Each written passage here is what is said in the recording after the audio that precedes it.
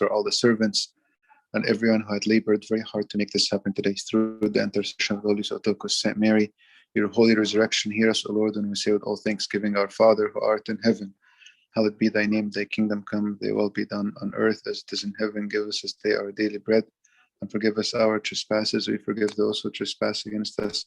And lead us not into temptation, but deliver us from the evil one, through Christ Jesus our Lord. For thine the kingdom, the power, the glory forever. I mean, in the Father, the Son, the Holy Spirit, one God. Amen. Thank you, Abuna. Hi, everyone. My name is Sylvie. I am a clinical psychologist and one of the many servants that put in work to bring this series to you, and we're so happy to do it. Today is obviously the second of our parenting series. We're focusing on children aged 6 through 10. God willing, our next one will be 10 through teenage, like pre-teens, and then we'll do teenagers the month after that in July. So we'll be focusing on 6 to 10 today. But before we get into the material, I want to introduce all of the servants that have worked so hard. Monica, if you could introduce yourself. Hi, everyone. My name is Monica. I am a licensed marriage and family therapist. We'd like to welcome everyone here, and we're glad to see you, and we're glad that you're able to join us today. Thanks, Monica. Miriam? Hi, I'm Miriam Bakhtor. I'm a school counselor, and I'm so glad that you guys are able to join us today. David? Hi, everyone. I'm David Pattison. I work in community mental health, and I'm a current graduate student in marriage and family therapy. Awesome. Joanna? Hi, I'm Joanna, and I'm a graduate student. It's nice to see you all here today. Joyce? Hi, everyone. I'm Joyce. I'm also a graduate student in clinical psychology. Caroline? Hi, everyone. My name is Caroline. I'm also a graduate student in clinical psychology. Thanks. And Abuna? Hi, everyone. It's a pleasure to be with you here today. I'm Abuna Jona from St. George, and it's a blessing to be able to be part of this wonderful group of servants. On behalf of His Eminence Amba Sarabian and His Grace Amba Abraham and all the Diakonia service, it's a great pleasure to have our second series today. We had our first one about a month ago, and it was great success. We talked about ages 0 to 5, and we're very excited to be here today. Wonderful servants put a lot of work and effort into making this happen, and I'm sure it will be very beneficial and very helpful to many of the parents, myself included. So thank you. Thank you, Abuna. And then last but certainly not least, we have Bishoy under Diakonia, who is our behind-the-scenes master of all trades. Bishoy, I don't know if you're here to say hi. Hi, everyone. Thank you, Jen. Okay, so for today, we are going to jump into the material. The outline of today, we will be speaking for about 45 minutes. We'll take a short break, and then we will break out into smaller groups to answer specific questions that you may have about your children or about the material presented. If you would like, you are more than welcome to chat questions into the chat room, or you can submit questions through the question and answer link that was in your email when you registered. We'll be updating that or reloading it throughout the rest of today. And then we will end at 6. So I'm going to go ahead and upload or get us started with the PowerPoint. Give me 1 second.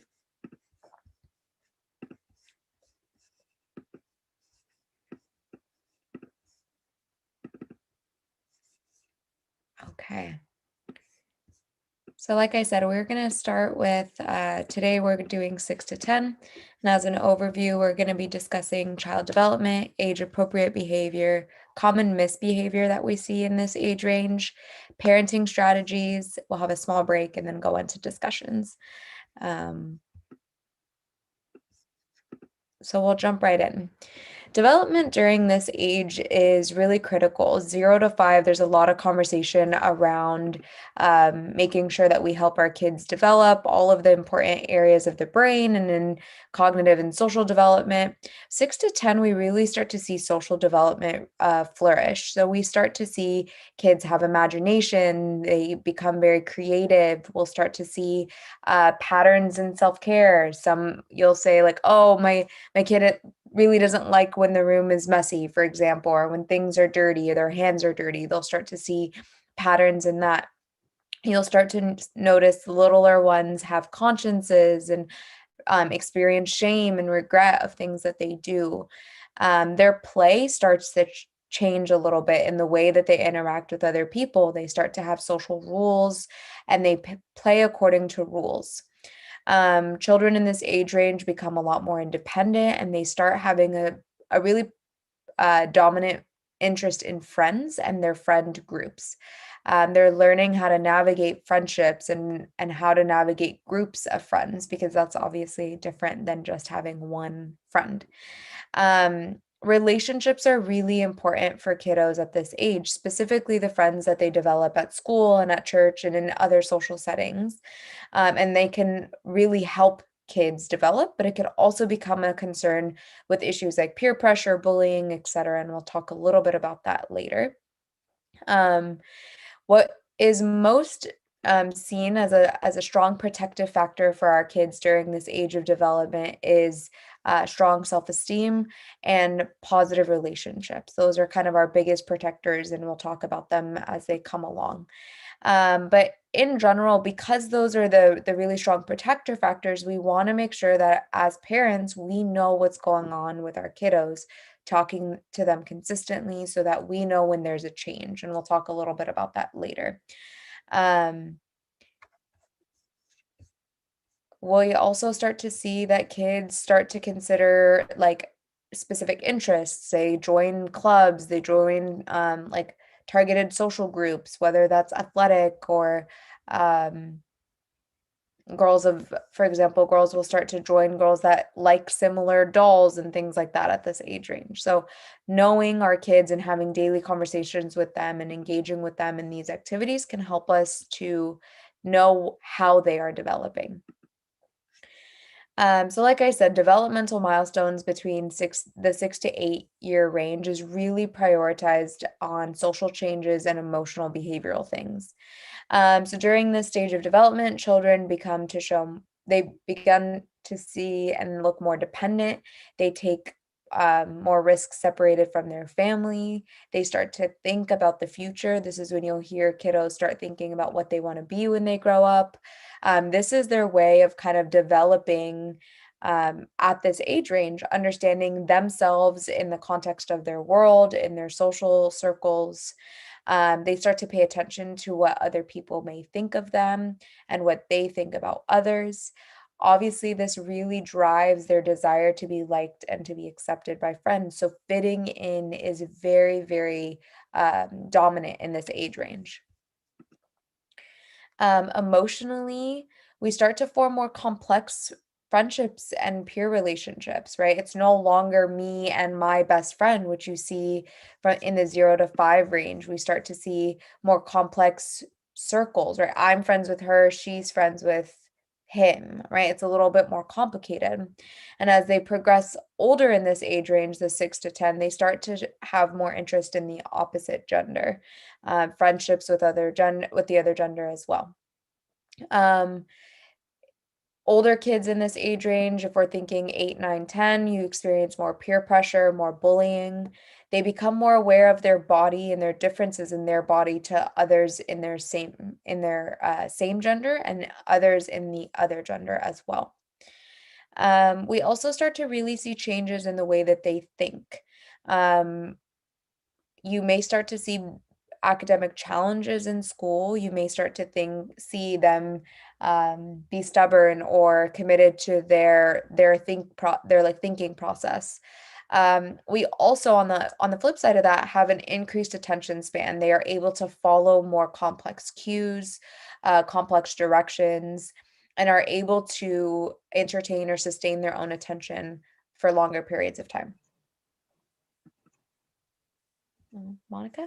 All right, so here's a slide that talks about more of the typical development in the age of 5 to 6 years. And in this category, you begin to see that children begin to understand other people's feelings and they can be sensitive towards them. So they're more conscious of their surroundings and people's behaviors and their feelings and how that might be impacting them. Children begin to be more aware of following rules. So they are now becoming more in tune of, okay, there's rules and there's also consequences if I don't follow the rules. They're more conversational and independent, and they'll ask lots of questions and they want to engage. And they also want to try to do things on their own. Also around this age, they enjoy cooperating and playing with other kids. They also become aware of their gender. And then you'll tend to see that girls prefer playing with other girls and boys will play with other boys. And then you see that they will test boundaries. So they'll challenge parents, they'll challenge maybe teachers, and they'll, push buttons to see if they can get their way. And this is very common to see in this age group. And they're also at times eager to please adults, and you'll find that they're also wanting to help out more, and just being a part of, relationships, a system. Also, you begin to see kids experience and understand embarrassment. When they're younger, parents would drop off their kids, give kiss and a hug. When they get older, it's like, oh my gosh, gross, get away from me. It's embarrassing for my friends to see you with me. And so they begin to kind of see themselves in a different light. They begin to understand the differences between reality and make-believe. And then at ages 7 to 8, they become more aware of the perception of others, again, trying to fit in. Like Julie mentioned, now they're expanding their vocabulary, including more of feelings. They also begin to understand death, and you'll tend to see that with each developmental age, they tend to understand death differently. They also begin to complain about friendships and reactions of other kids, the drama that happens in their circle of friends. Whether or not one kid didn't share with them, they tend to react, and it will impact their friendship. And so they tend to come home and talk about it. And so you'll see a lot of more of that kind of dialogue amongst their friends. They begin to desire to behave appropriately. And sometimes they aren't as attentive to directions. Again, every age group has their short attention span. So that's very typical. It takes a while, understanding your kid's age and how long their attention span is really important to keep in mind. Children begin to try and express feelings with their words, but sometimes you'll see that it's very typical where your child may resort to aggression or tantrum when they get upset, because sometimes our children may not know how to express themselves appropriately when they're feeling upset. When they don't know, they usually act out. And then typically you see that children begin to, they have a greater awareness of their surroundings, which we've repeated before. But again, this is just a part of their growth. And these are some of the things that are very common that you might see. And the next slide, from 9 to 10, at this stage, they begin to be more concerned about rules, and sometimes you'll see some bossiness. They're cooperative in play, and you'll see them more in group games, group settings. They are now problem solving more, negotiating, compromising skills with peers. So you'll tend to see that skill development happening at this age. They begin to narrow their peer group down to a few close friends. Sportsmanship emerges. Usually when they're young, they're involved in sports and playing in teams. And these kind of things really help with their relationships and building other types of skills. Also, they may begin to withdraw from family time or conversations to develop their own identity. Sometimes that gets mistaken as, my child isn't interested, or they're being disrespectful by not, wanting to spend time with family. But in reality, so, they just want to have their own space to, whether or not connect with their own peers, their age, and again, just sort of developing who they are and exploring things on their own. Also at this age, they become affectionate, goofy, and curious. And sometimes they can be seen as selfish, rude. On the contrary, so in this age, you'll see, where did my sweet Jaden or Natalie go? Parents might make this comment. And again, it's really important that your child is growing, and they might have their own reaction and their own preferences to things, and they're changing. And so sometimes you might see that there's a change. They may change emotions quickly. And so again, at this age, where they're approaching puberty, their emotions may be changing quickly due to, their biology. And they tend to also express emotion. But again, and we'll talk more about how we can help our children express their emotions more, be able to express their needs more, and how as parents we can help them with that. All right. So this next slide, things that can impact your child's behavior.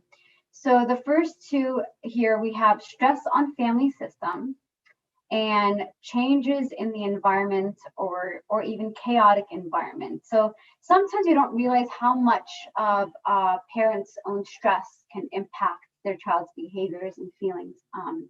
And I want to emphasize here parental self-care.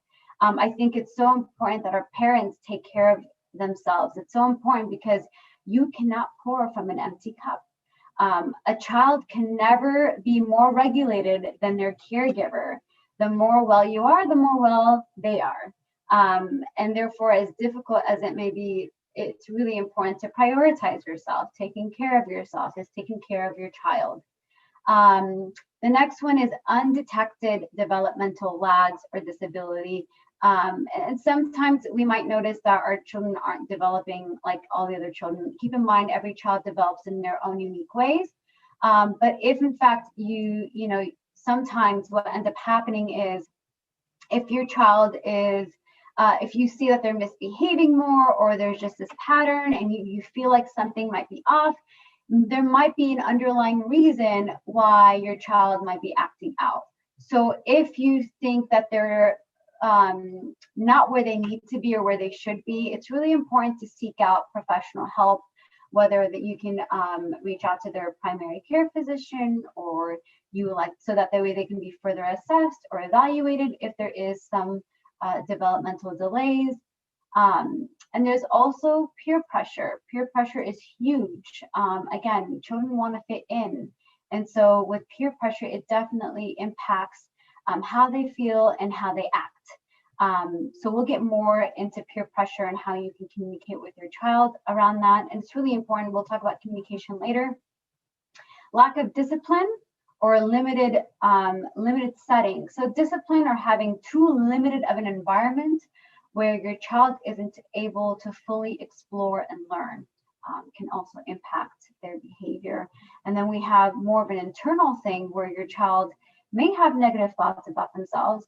And so, as they're growing, and who knows if they're comparing themselves with their peers, but they might end up having these negative thoughts about themselves, or they're not good enough, or they seem to be different. And so just making sure we always and continue to provide positive praise, using positive affirmation that they're smart, you are brave, you are kind, and having them say that about themselves, like I am responsible.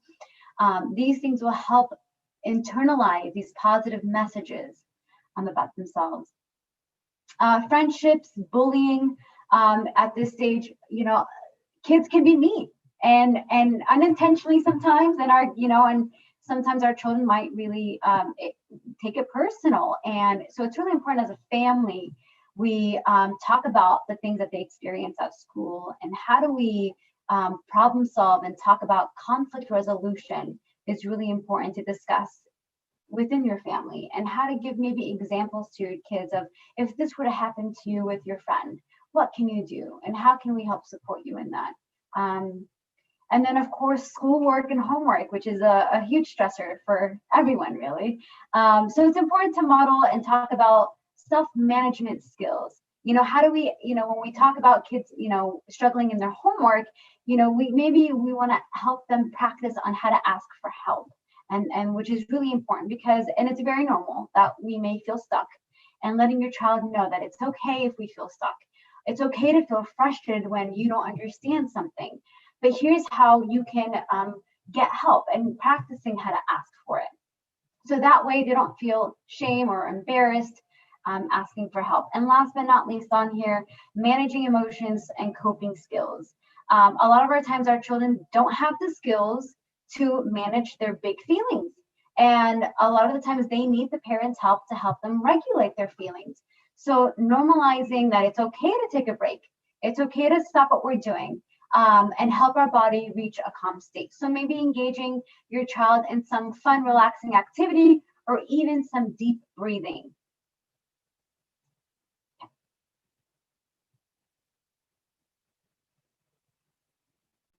So we've talked a lot about what may be appropriate in your children's behavior at this age. And really what we want to highlight in this stage or in this slide is that all of these behaviors that we've discussed are to be expected, just as misbehavior is to be expected. Our kiddos, when they're older, we said this in the 0 to 5 parenting. So if we have some participants here that were there, please bear with our repetition. Repetition isn't necessarily a bad thing. But what's really important here is that kiddos are kids and that they are learning how to navigate the world, and that misbehavior is just a part of the process. They need to be taught what is expected of them and taught how to correct what is considered misbehavior in your house and to you. What is most helpful about misbehavior is that we get to understand what our child is asking for and is needing through that misbehavior. And we need to learn how to be better at guiding them to do better. Misbehavior that happens from children should be addressed, and it should be taught how to correct. We need to highlight what we want to be seeing more of and to be correcting what we want to see less of. The hard part of this, and I hate to be the bearer of bad news, is that that doesn't go away when your kids get older. So 6 to 10, with them having great language ability and like they're a lot older than when you were kind of correcting their tantrums at age 2 and 3, of course, we tend to lose more patience when we're having 7, 8, 9-year-olds have similar tantrums.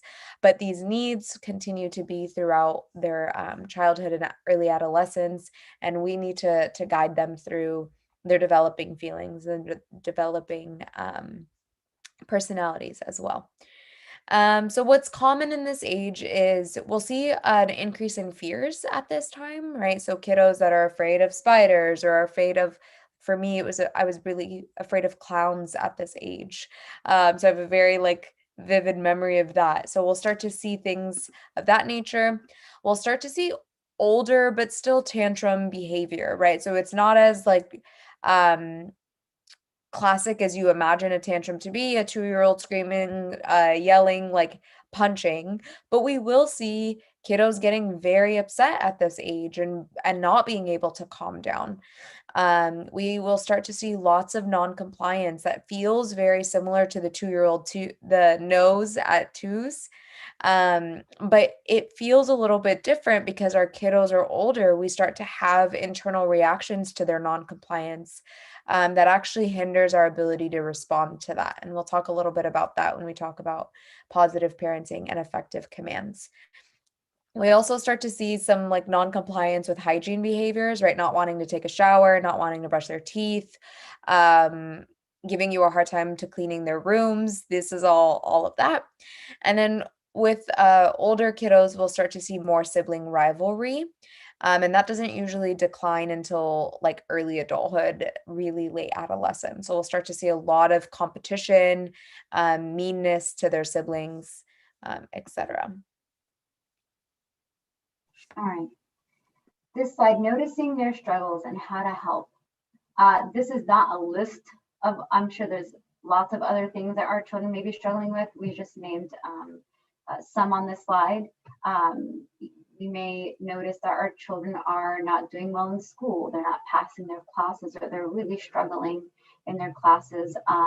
They are presenting with, inability to concentrate. They're forgetful. They forgot to do their homework. They forgot to write down their homework assignment down. You might catch them lying or stealing. You might notice their eating or sleeping is too much or too little. There's frequent nightmares or night terrors. They might be experiencing learning problems.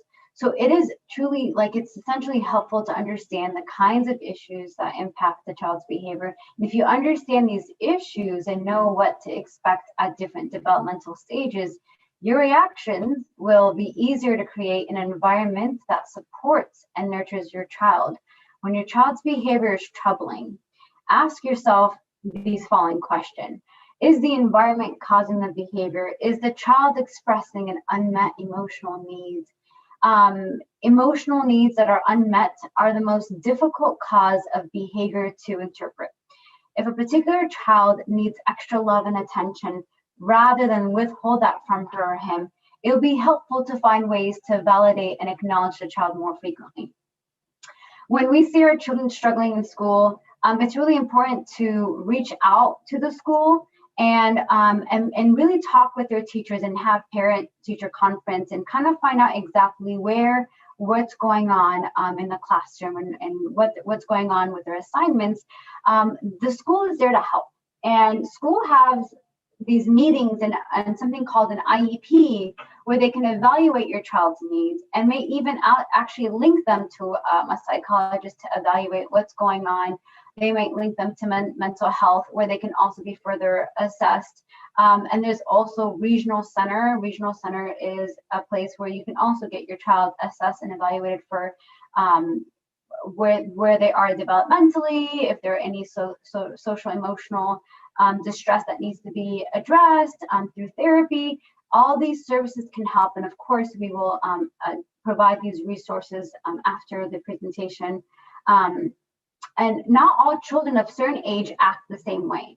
Some progress developmentally at different rates and have their own temperaments that may account for differences in behavior. So being aware of your child's tendency to be shy, moody, adaptable, or inflexible will help you better understand what's going on and how you can approach the behavior. Again, understand what your child wants to express, because every child is special and they're unique and they're different. So it's important to understand you are the expert. You are the expert of your child. You know if something is going on that's out of the ordinary. Don't be afraid to reach out for help and really explore with your child what's going on. Next slide, Julie.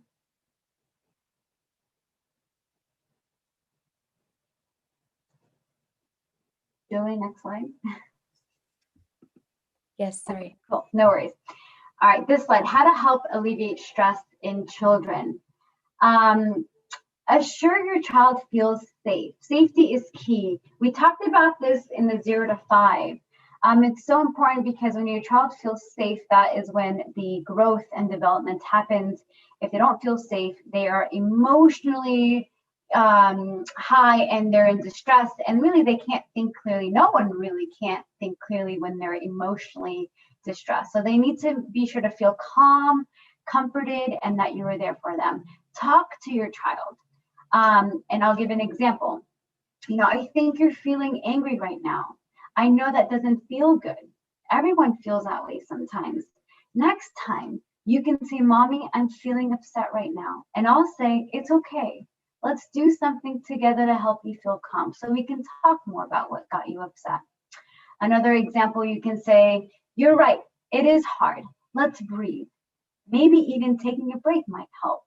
Then you can try again. So it's really important to communicate while your kid needs to be regulated. It's important to make them feel safe. It's important to say, all right, let's take a time out. Let's breathe together. Let's get our kid grounded and relaxed so then we can have a fruitful conversation with them. So that brings me to developing healthy coping mechanism. spending quality time together, manage your own stress in a healthy way. Kids often follow what their parents do, so make sure to model healthy coping methods. And when to seek professional help. If your child's having really a hard time opening up, if the stress is getting in the way of daily life activities, don't hesitate, of course, contacting your family doctor or a trained therapist. I also want to add that big feelings like sadness and anger and tantrums can be really, really challenging. And they have because there's so much going on in our children's brains and bodies. And they need us to help them understand, acknowledge that, you know, you're having a really big feeling right now. And we're gonna wait and take a pause and say, show me another way. This will give them power to talk about their feelings openly with you. So it's baby steps. Again, we can't, nothing happens overnight. You know, all our children will misbehave, and it's just really important to plant the seed, start slow and steady, and give yourself lots of breaks. The next, oh, go for it, Julie. I was just going to add one thing. I think the biggest thing with big feelings that I wanted to highlight right when you said that was a lot of times parents feel that we need to give our children space, right? We'll say, go to your room and come out when you're ready to talk, right? If our kiddos are crying or if they're angry or etc. But really what we're teaching them in those moments is that their feelings are to be ashamed or to be hidden or to be dealt with by themselves. And then parents get frustrated that they no longer know what's happening for their kiddos. Later, you'll hear, my kids don't tell me what's wrong with them. I know that they're upset, but they don't talk to me. Teaching your kiddos or coping with your kiddos along the way when they're younger teaches them that emotions are to be coped with, that we can help you through that. Let's talk it through. Sending them to their rooms when they're having big feelings often does the opposite. It tells them your feelings are your own. Do not share those. Deal with it on your own, etc. And kids don't know how to do that. And that's when we start to see what is called maladaptive coping, which is really just like unhelpful or unhealthy coping skills, right? Kiddos do a lot of different things to cope because the feelings get so big and they're not getting the guidance to do that. So that was just one thing I wanted to add. Sorry, Monica. No, not at all. That's really important. And I know we talked about it in the 0 to 5, this co-regulation piece. And then also in this presentation, we'll get into modeling. But it's all about connection. Discipline should be about connection. And that's the only way you truly get to see progress and really develop a healthy relationship with your child. All right, next slide is about self-care activities. This is we'll send this out, and there's lots of things that you can come up with your child. But when you notice your child is acting out or feeling angry or down, get close to, and this is part of the connection that we're going to talk about. Get close to your child, connect with them, you know, get down to their level, make eye contact, physical touch, right? Reflect how they have been feeling, validate their feelings, offer support by engaging them in an activity. This will help them feel better and more inclined to engage in problem solving with your guidance. Again, you are building your child up. You are helping them manage their feelings, learn how to solve problems, and be able to communicate with you. That way, as they get older, they're better equipped when they have these big feelings. By engaging in self-care activities with your children, it helps them come quicker. It helps the parent and child connection. It increases trust in the relationship, helps your child feel heard. It also enhances problem-solving skills like I talked about. It helps develop healthy stress response. And you can offer them fun activities, ones that include deep breathing. I usually tell my kiddos that I work with, pretend you're blowing out a candle and then you smell the flowers. So blow out the candle slowly and smell the flowers slowly. So that can help conceptualize what deep breathing looks like and what they can do. Drawing is also a fun activity. Games, you can also, which I also recommend, ask them what they would like to do for fun, and let them be a part of that process. All right. Okay, so we're gonna take some time to think about how we can manage behavior effectively. So Monica alluded to this earlier, mentioned it a little bit, is that we want to make sure that we're setting the stage for appropriate behavior. We want to encourage when our kids are doing good, when they're naturally doing things that we want to see them do more of, we want to reinforce that. We'll talk about positive reinforcement. But for example, if you know your kiddo really struggles to listen on the first time, and they do, even if you had just argued about another instruction that you gave them that they didn't listen to until the 20th time, but maybe the next instruction you gave them, they listened on the first time, acknowledging that, encouraging that appropriate behavior. And then on the other hand of setting and enforcing limits, dealing with inappropriate behaviors in effective ways can help us to teach and set these boundaries that they need to do well. So this is a big one. Kids need to be told what is expected of them. This is again easier when kiddos are nonverbal, when they don't speak as much, we don't expect as much from them. But when our kiddos are 8, 9, and 10, they're older, we expect more from them and we stop telling things because we think that they know, right? A lot of the times your kids will say, well, I didn't know I was supposed to do that. And that upsets us because we're like, well, you were supposed to know. One thing that's really helpful is if we say it ahead of time, then when we need to implement some consequence or response to poor behavior, we've set the stage, right? So for example, I don't know, misbehavior of like bringing your phone to the table, for example. Kids need to know that that's an expectation, that phones need to be left off the table, for example, rather than disciplining them for having the phone on their table and then expecting it moving forward. Rather set the stage and then proceed with like positively reinforcing that behavior. Sometimes demonstration is enough, and that kind of takes us into modeling. Children are really great imitators. There's so much research about how kids learn just from seeing people behave, right? So making sure that we are doing the things that we are asking our kids to do. If we expect our kids not to scream when they're angry or not to yell at their siblings, are we holding ourselves to the same standards? Are we yelling at our wives, at our husbands? Are we yelling at our kids when we're upset? When we've come home from a really rough day at work, are we short-tempered? Which is completely understandable. But they're learning from that. They're learning from our reactions to our own big feelings and to one another. So modeling will actually be your biggest tool in helping guide behavior. Also, it's really helpful to reflect on our relationships with each other, our spouses, our wives, our husbands, and our relationships with our kids. When I become sad, do I express that to my kid?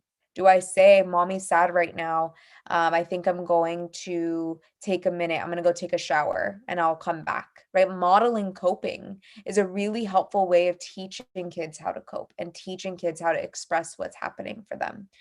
A lot of parents feel ashamed or feel embarrassed to tell their kids, I had a rough day at work, for example.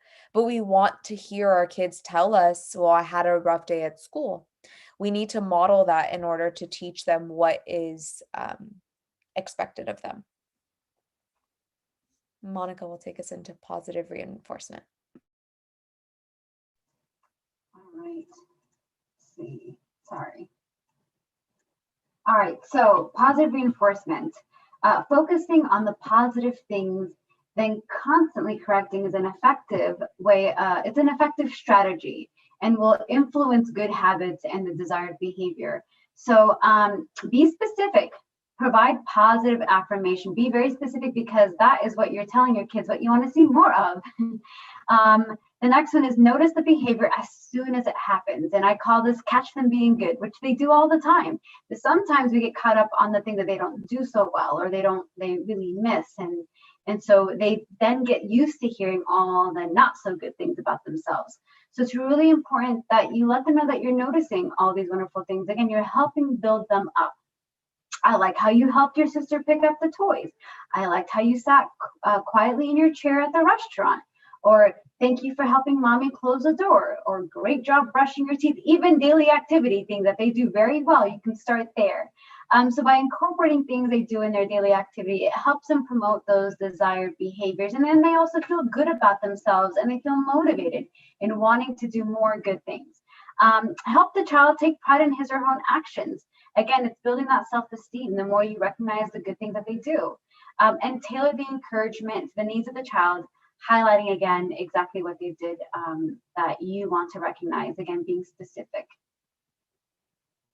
The next slide gives more specific examples, just some things that you can do to help that positive reinforcement is by cheering them on, clapping, giving them a high five, great job, giving them a hug or pat them on the back, giving them a thumbs up, offering a special activity like playing a game or reading a book together. I mean, this could be a reward, but I think anything that you do should accompany a positive praise.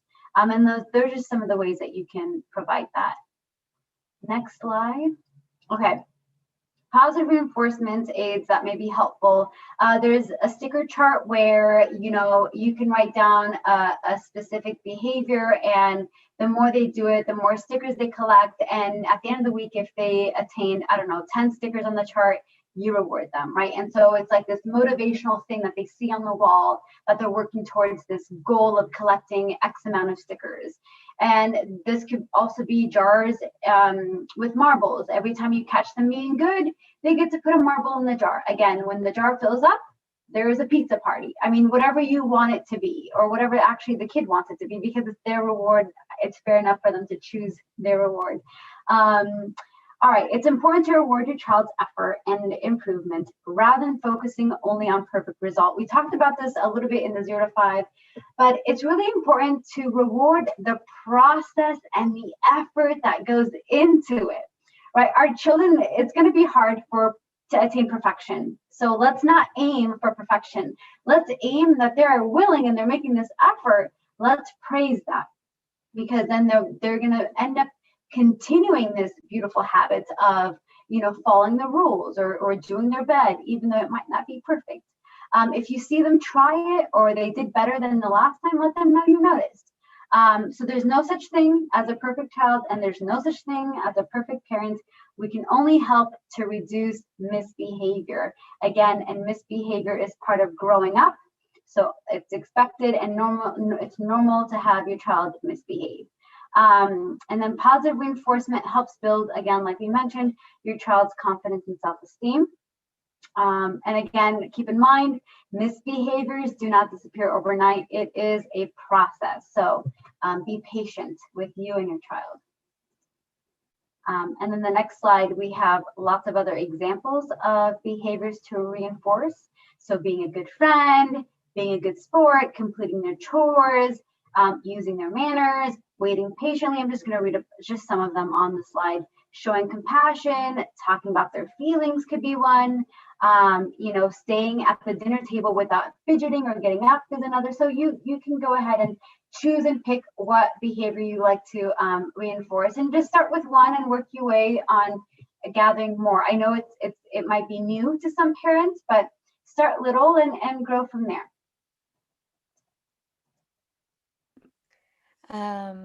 So effective parenting, a lot of this stuff is repetition from 0 to 5, but these skills are gonna serve us for the rest of their lives and our lives. So offering choices will be really helpful because it gives kiddos, we said in the beginning that kids are developing their independence. Choices foster that. Choices help these kids feel like they have independence. Set limits. Few and reasonable limits, right? A lot of parents feel overwhelmed because they're saying, don't do that. I need you to do this. Don't do that. Do this. And you're like setting all of these boundaries and limits that it no longer is enjoyable. It's no longer connected. You're just the police, right? I remember when, well, for the sake of time, I won't go into examples. So questions to keep in mind when setting limits. Does the limit allow the children to learn, explore, and grow? Why am I setting this limit? Is the limit fair and appropriate for the child's age? So for example, would I expect my 3-year-old to sit quietly throughout the duration of liturgy? No, I wouldn't, right? They're 3. But maybe I could expect that of my 9-year-old, for example. So that would be a fair and appropriate example or limit. Does the limit benefit the child, or is it merely for the adult's convenience? This is a big one because obviously you're the parent, you have the right to convenience and you have the right to set some of these limits, but also knowing why we're setting them is helpful, because we get into these arguments of like, well, why? And it's like, well, mommy said so. That's usually not a good enough example to get our kids to listen to it. But if I know that it's for their benefit, I will more likely get their agreeance.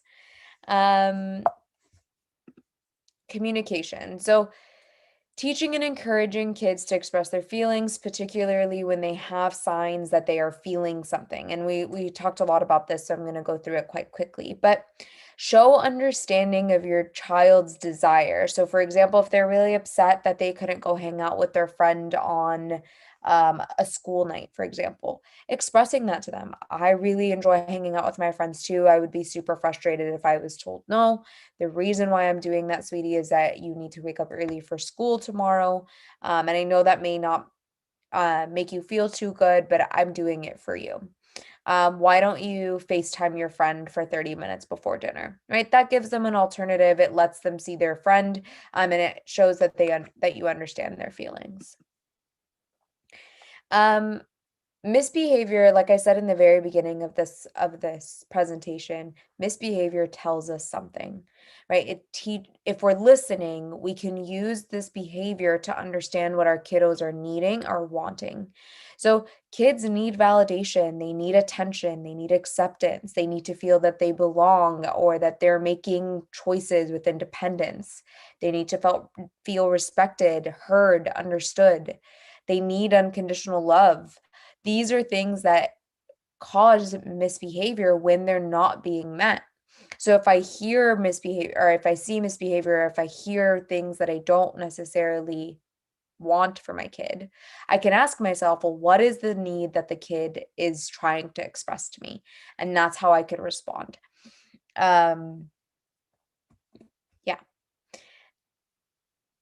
Questions to ask yourself when responding to a misbehavior is the expected behavior appropriate given to the child's development? So the 3-year-old that's misbehaving in church, that's to be expected, versus the 9-year-old, maybe not.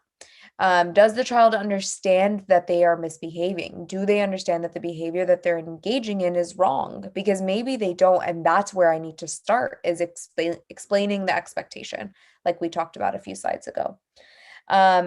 And do they have a need that's going unmet? Can I respond to that? Also, there's a power of ignoring misbehavior.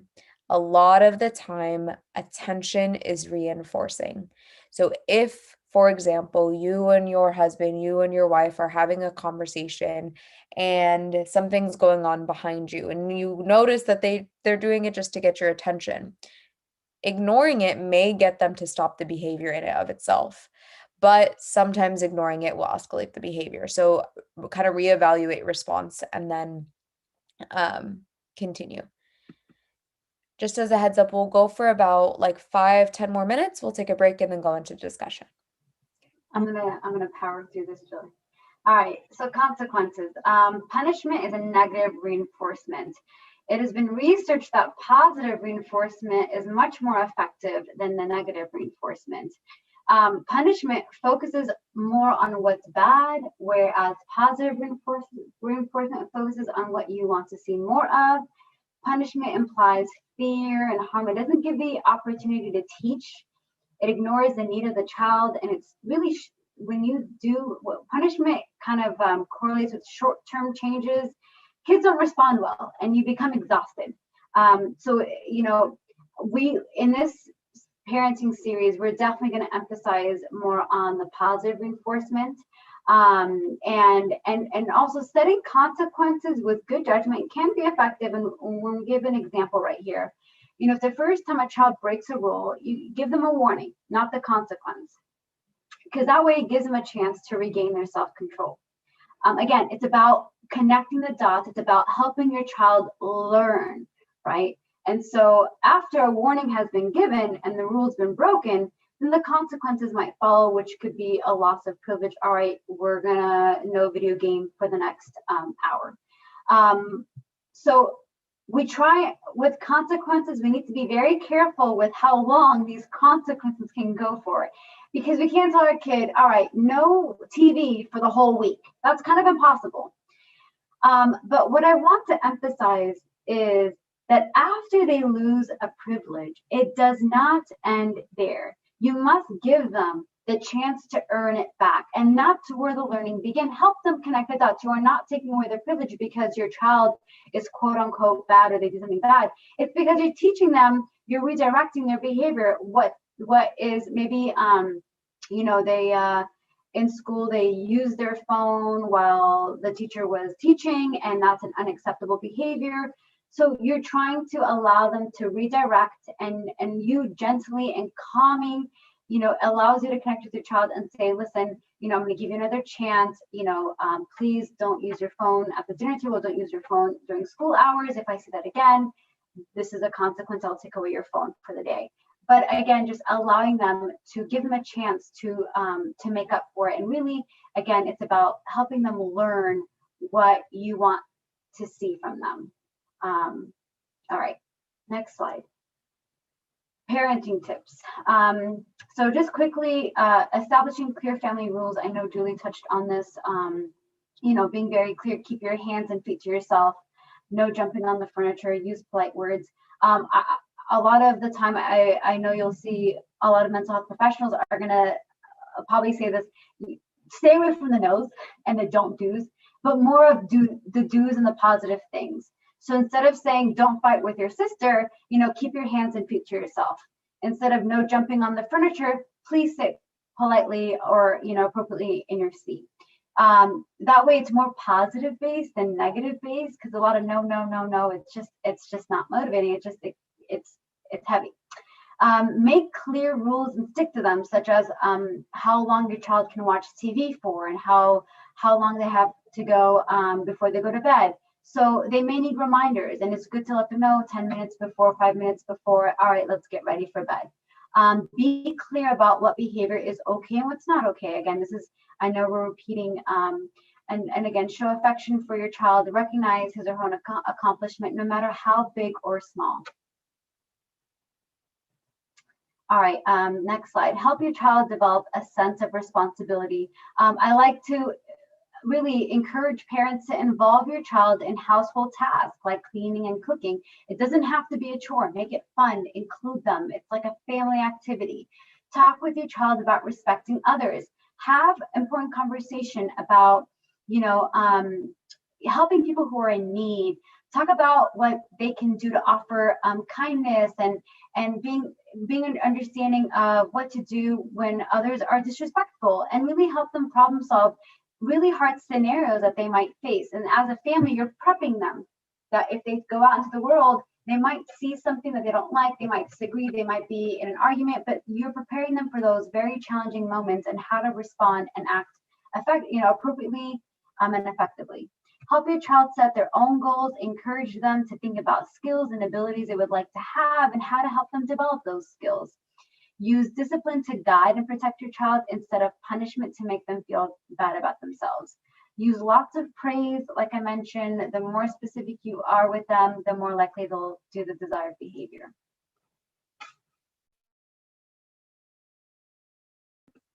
Okay, I think for the sake of time, I think we've covered most of this, so I'm going to skip on through there. Yeah, I think we covered all this. I'm going to go to this last slide and then we'll go into discussion. The biggest thing is that all of these concepts and skills and like parenting tactics all have to live within the context of your relationship that you have with your kid. Misbehavior is only misbehavior because it drives some disconnect between people, right? We don't get mad at our kids for swinging their arms. We get mad at our kids for swinging their arms when they hit their brother or their sister, for example. So really prioritizing the parent and child relationship will help you become a better parent, because it's in that relationship, it's in the love and the attention that you consistently give them, and that you're able to say, sweetie, I need you to not do this or that. Quality time is really important. Consistent quality time helps develop children's mental and cognitive and emotional well-beings. It helps them to feel connected to you and to allow them to come to you later in their life when they have challenges. So engage in consistent quality time. Maybe every other Saturday night is a parent kid date night, for example, and they have the opportunity to pick something that they want to do with them. And those moments are just about relationship. It's not about teaching a lesson or about checking in about homework or whatever. It's just about the relationship. And that can be really, really helpful in establishing a relationship. The other thing that parent-child relationships really help us to do is to learn what our kids' normal is, which helps us to know when they are not normal or when they are not doing well. We have to know what our kids usually like to learn when they stop liking it. And that only happens in the relationship. So we really wanted to end on that because that's going to be your biggest and most useful tool. So we are going to take a 10-minute break. We will start at 5:10 in breakout rooms with individual facilitators. So please bring your questions to group and we will answer all of them. Facilitators, please end in prayer and dismiss from the discussion groups themselves. And when we come back, I will automatically have put you guys into breakout rooms. So we will see you at 5:10.